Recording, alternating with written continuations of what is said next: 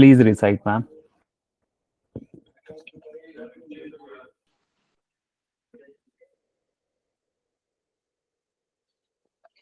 Om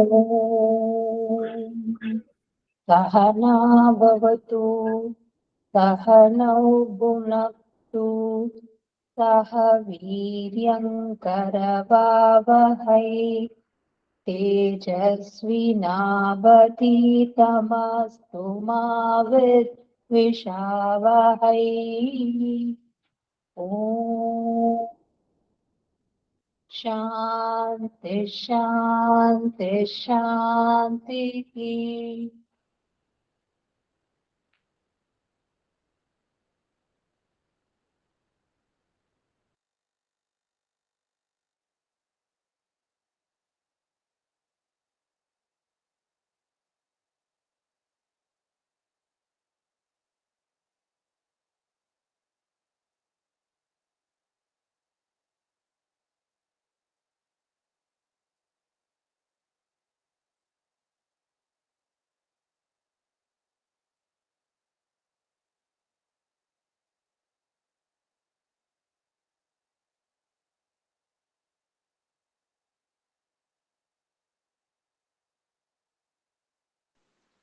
Sir, you are muted if you are speaking to us.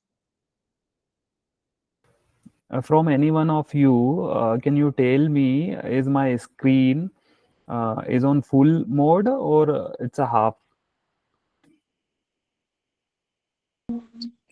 Full mode, sir.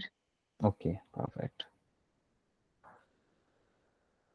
So we'll start with in today's class we will learn about some important terms which is very regularly will come in future when you will conduct a research.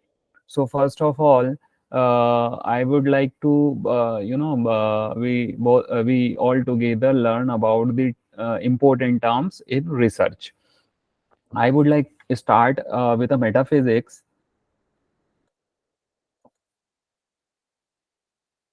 uh, what is metaphysics? So basically it is derived from Greek word, what it is called meta ta physica, that means after or behind or among the natural. It is basically means beyond the natural, oh, sorry, among the natural, or meaning is after or behind, means it is a branch of philosophy that deals with abstract concepts such as being, knowledge, identity, time, and space.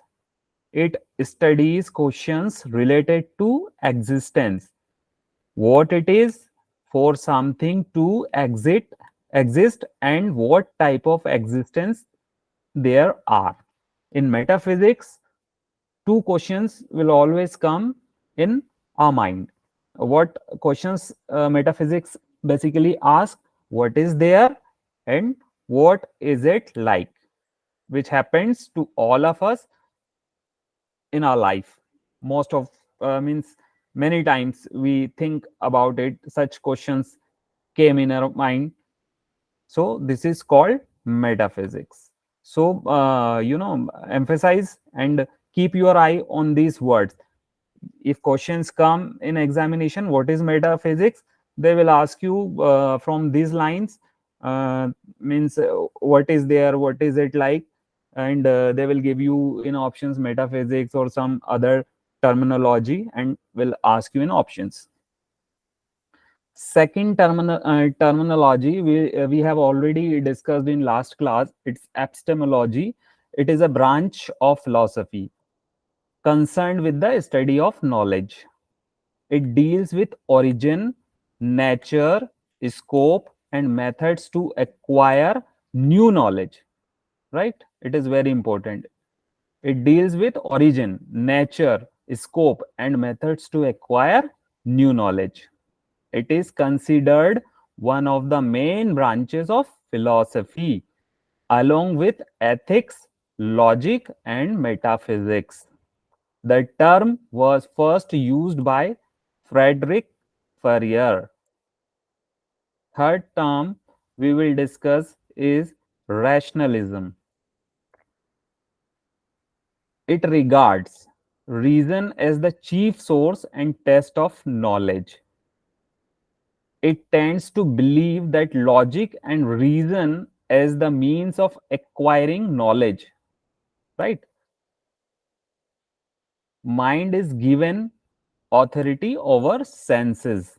Mind is given authority over senses. It is in this logic and reason come first to conclude something before experience, right? In rationalism, they are focusing on um, uh, conclusions. They are focusing on logic and reasons, means, and they are keeping it before experience. This is what rationalism. It is associated with deduction. We have already discussed positivism and post positivism. So in which category you will keep this rationalism? Tell me, positivism or is it post positivism? Positivism. Correct. Rationalism is opposed to empiricism because it believes that certain truth exists and that the intellect can directly grasp these truths, right? Fourth term, which is very important, empiricists. It claims that sense experience is the ultimate starting point for all our knowledge. This is this. Now, I would like to ask you, empiricist, you will keep it in which category? Post positivism or positivism? Post positivism. Correct. The senses give us raw data about the world, and without this raw material, there would be no knowledge at all. It emphasizes the role of empirical evidences in the formation of idea rather than innate ideas or tradition. What is innate ideas or tradition? Can you tell me? Very few people are in our class. So What is it, sir? What is it? it is born by born, means the ideas or the thoughts, some gunas that already come with the birth, that is called innate ideas. The ideas which is already with the birth, Okay, sir. right? It is fundamental part of the scientific method that all hypotheses and theories must be tested against observation of natural world. It is related to induction, a method of discovering general rules and principle from particular facts and example. So empiricist is also called what? Inductive,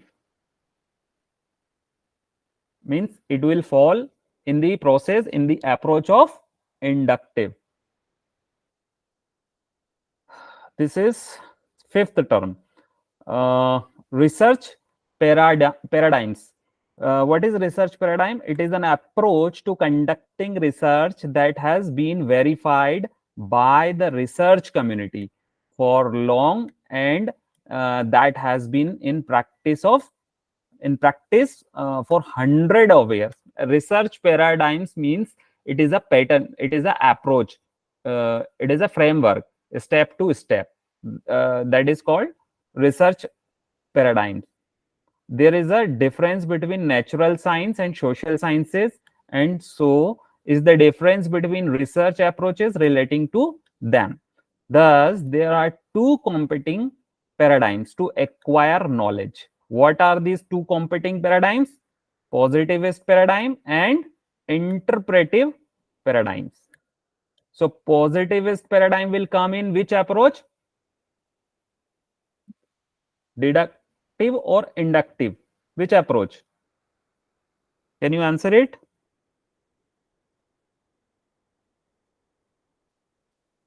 So Hello? deductive. deductive, right? And interpretive paradigms is inductive. Important terms in research. Next is positivist paradigms. It is associated with quantitative research strategies, which we have already discussed in last class, right?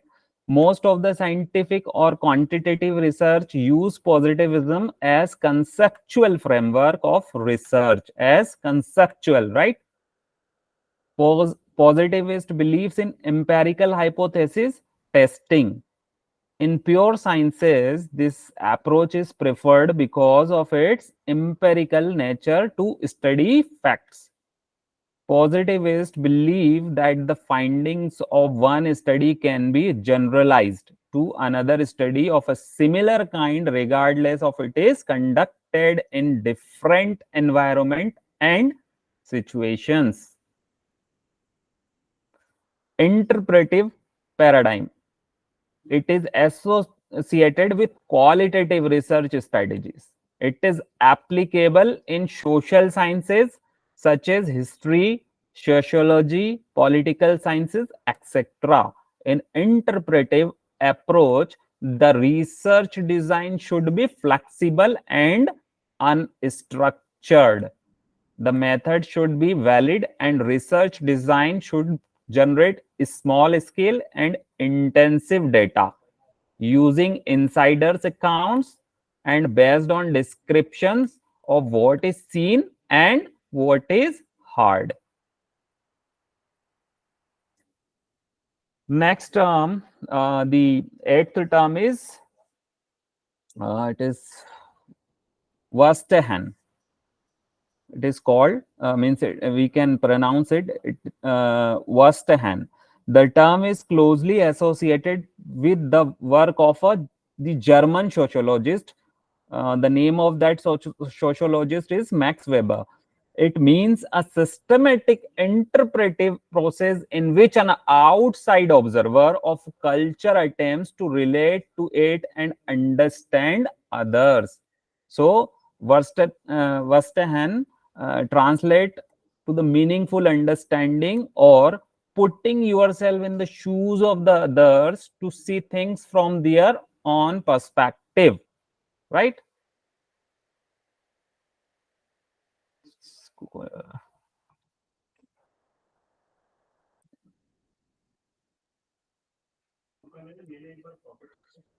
Now, next term is theory. Theory is a set of systematically related statements, including some law like generalization that can be tested empirically. A plausible or scientifically acceptable general principle or body or of principle offered to explain phenomena. These generalization provide hypotheses and those hypotheses determine what must be measured.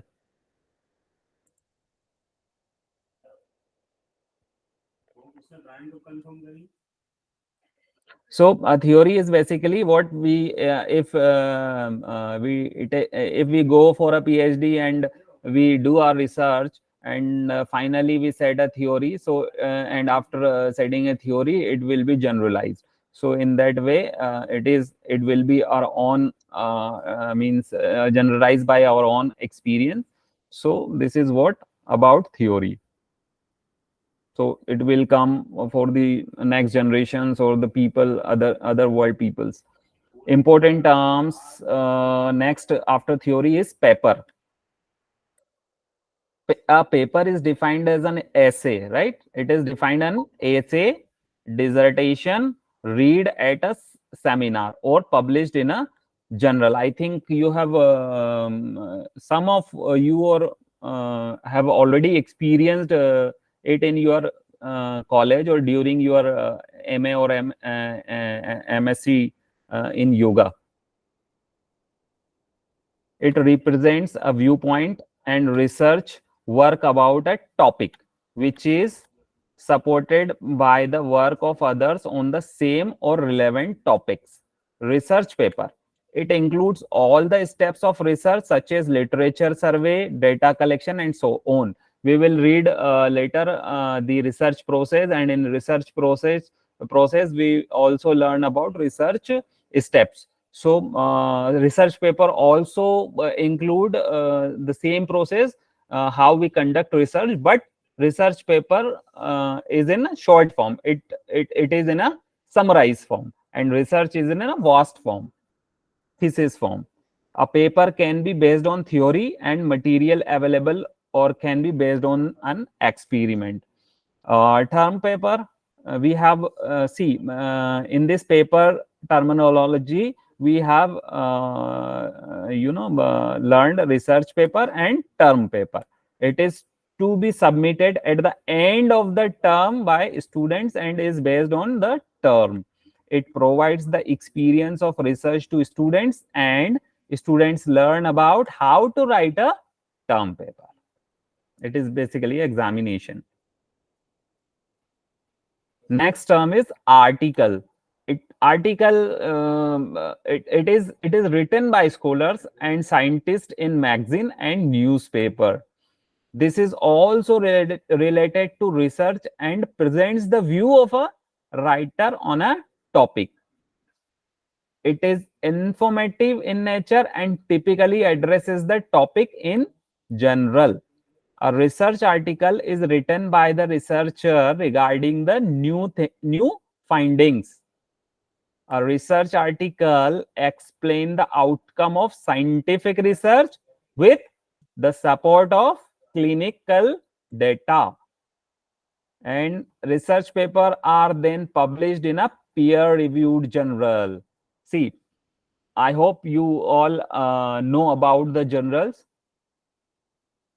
Are you, everyone?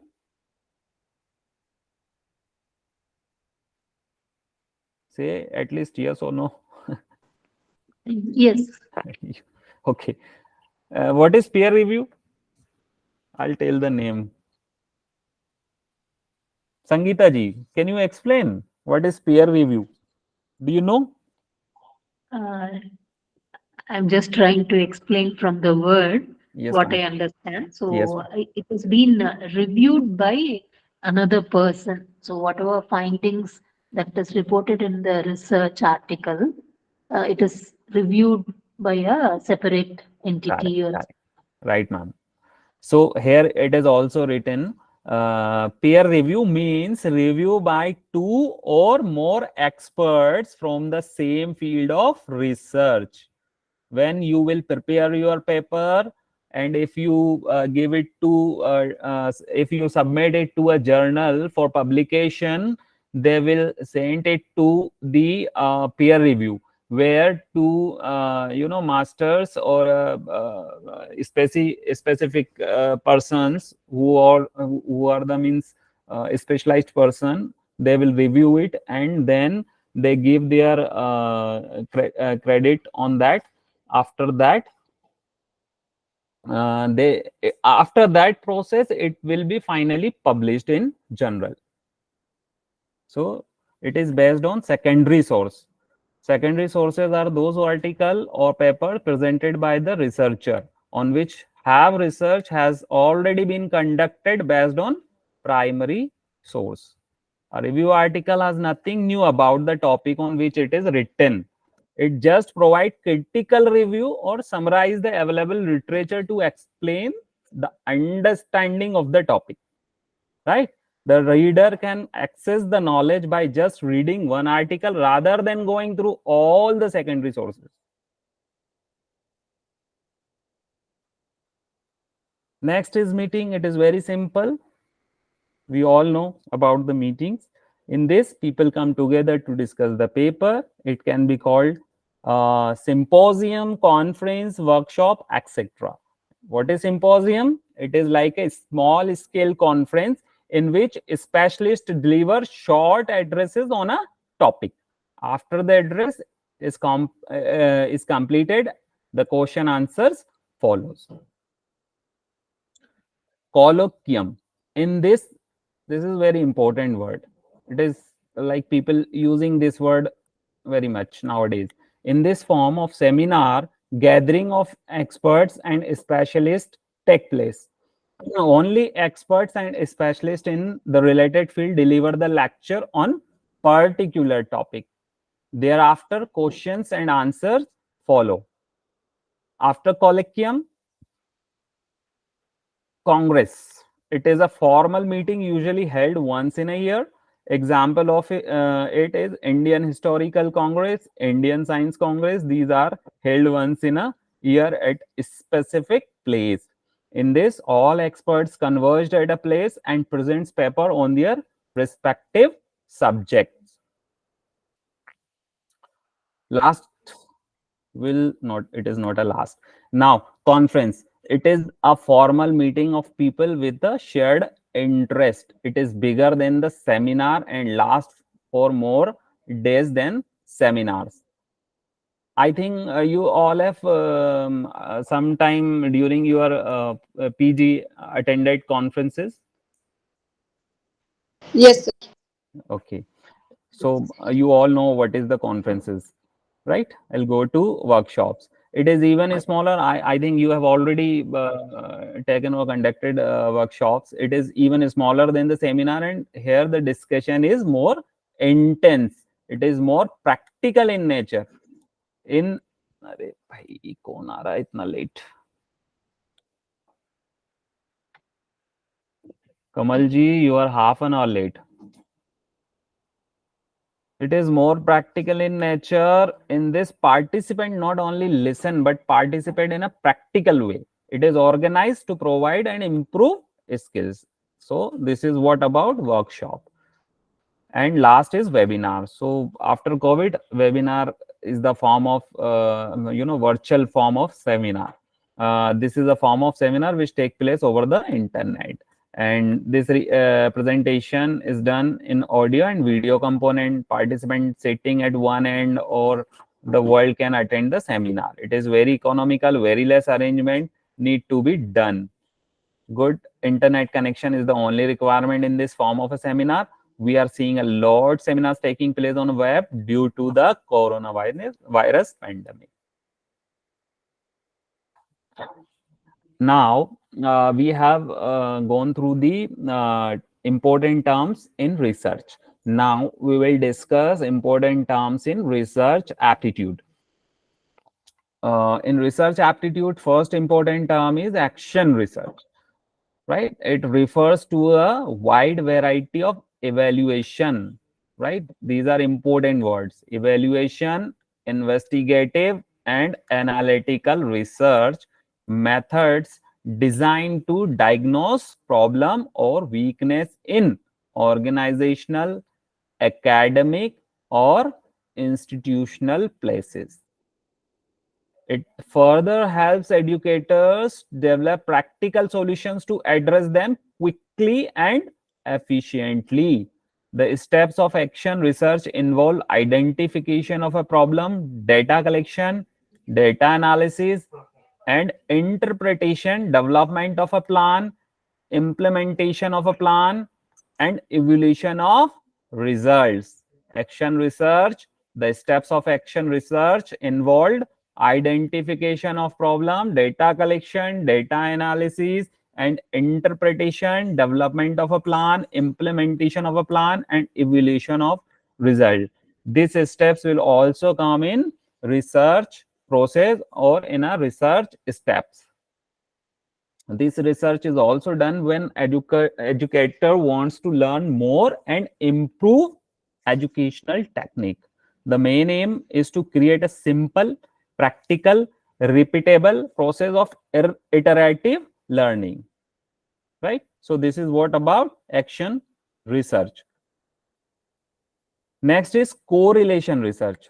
First we have discussed about action. Now we'll go through correlation research. It is type of non-experimental research method, right? Which type of non-experimental research method?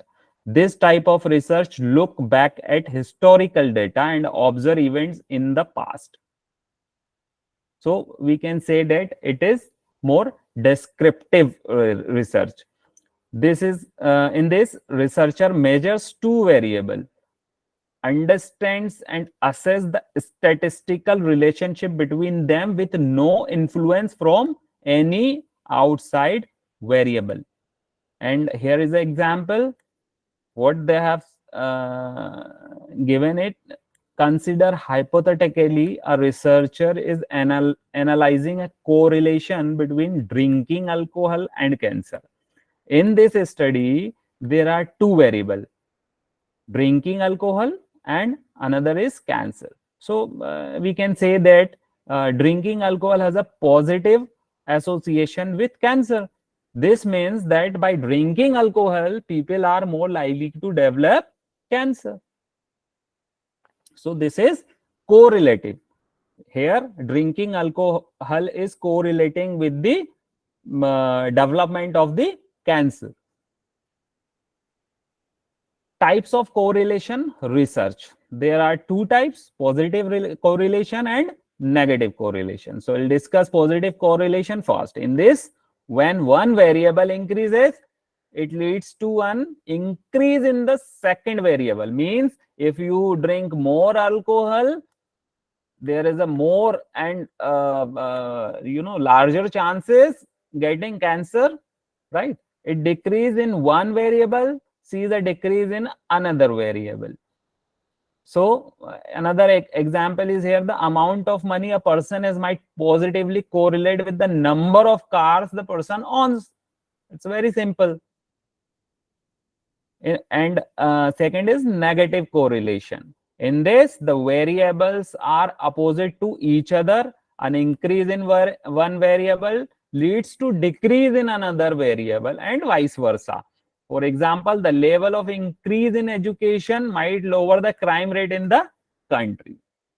Very easy to understand positive and negative correlations, right? So what we have learned, action research, then correlation research. In correlation, we have discussed positive correlation and negative correlation. Third one is explanatory research. In this type of research, it focuses on providing an explanation of a problem or situation or happening. This research conducted to help the researcher to scrutinize the problem that was not studied before deeply. It helps the researcher in understanding the problem, but it does not give conclusive evidence. In this, the researcher may have to adapt to the new insight or data that she may encounter. The purpose of this research is to increase the understanding of researcher on certain subject. Commonly used sources in this type of research are secondary sources, right? It is very important, like published literature or data. So basically explanatory research means the data is already there. We took that data and we give explanation on that data. This is what about explanatory research. So always remember that explanatory research work on a secondary sources.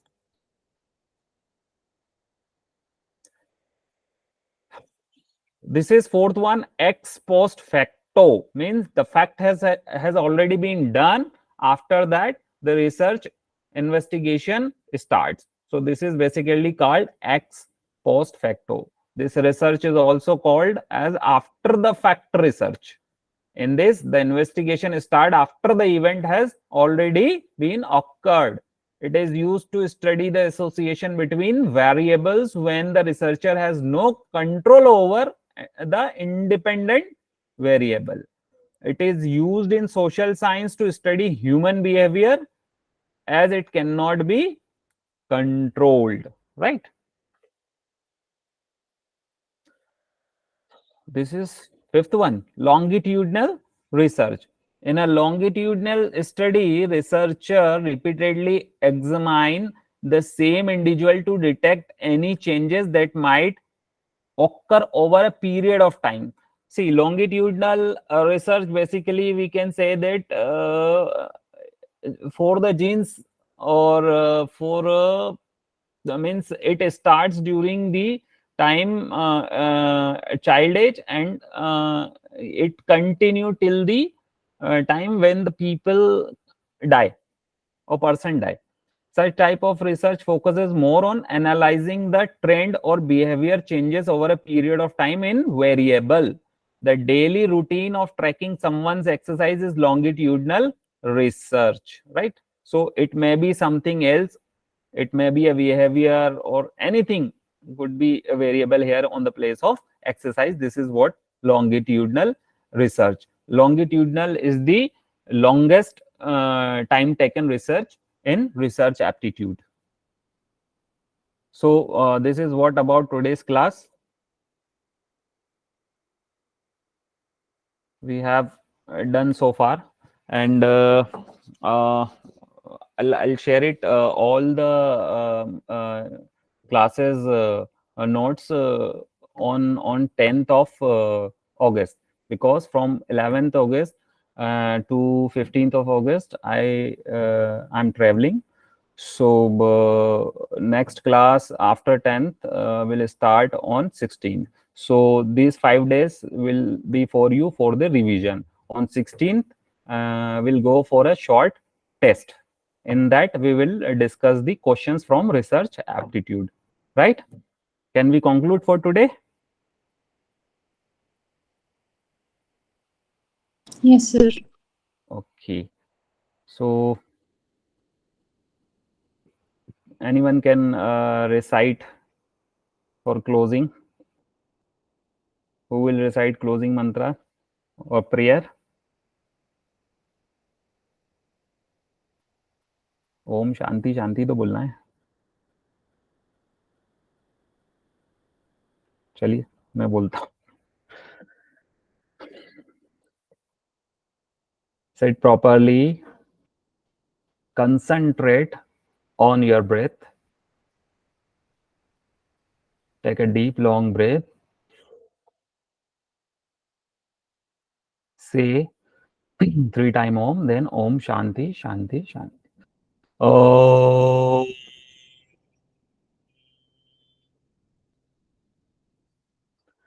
Om.